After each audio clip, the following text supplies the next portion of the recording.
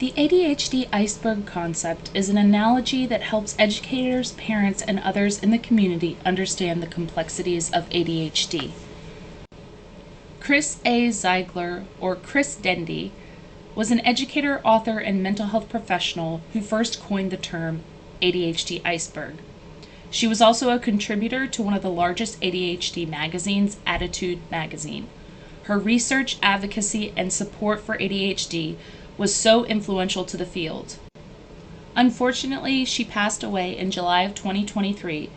However, her memory still lives on in the educational work, concepts, and research she conducted to help raise more awareness about ADHD and the stigmas of mental illness. The iceberg analogy explained is something like this. When we look at an iceberg, we see the tip of the iceberg, what's above the surface. But underneath the surface, there is much more to that iceberg. It is a lot larger. There's more mass. There's more ice. Like the iceberg, ADHD has some visible and noticeable symptoms, but there's a lot that people with ADHD struggle with that goes unnoticed by others. Attitude Magazine reports that mood disorders, anxiety, or learning disabilities can be present in as many as 50 to 60% of children with ADHD. Another symptom that many don't know about is emotional dysregulation. Children with ADHD can experience intense emotions that are often difficult to control. Signs of emotional dysregulation include a lack of emotional awareness, avoiding difficult emotions, impulsive behavior, intense emotions, trouble making decisions, and having a hard time managing behavior. It is also important to note that adults with ADHD also struggle with the same issues. Depending on the type of treatment they received when they were a child, or if they received treatment at all, they may still be struggling with things that children with ADHD often struggle with as well. Another lesser-known ADHD symptom is called rejection-sensitive dysphoria. Although this is also present in other disorders such as autism, social anxiety disorder, and PTSD, rejection-sensitive dysphoria is a condition in which people are very hypersensitive to rejection or perceived rejection from others.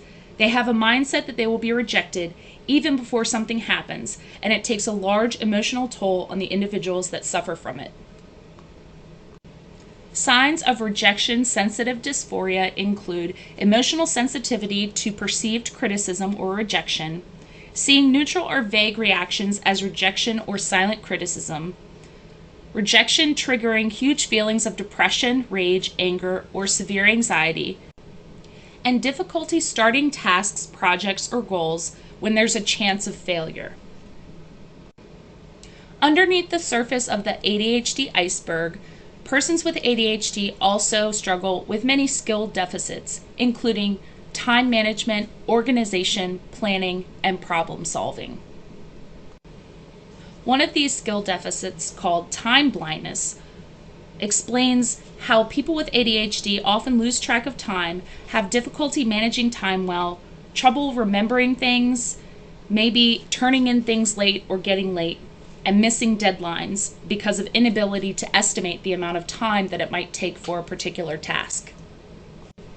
In addition to these things, research has also shown that children with ADHD can develop 2 to 3 years slower than their peers. They often have developmental delays that require intervention. But for a lot of people, that intervention may never happen and may go largely unnoticed until the person reaches adulthood.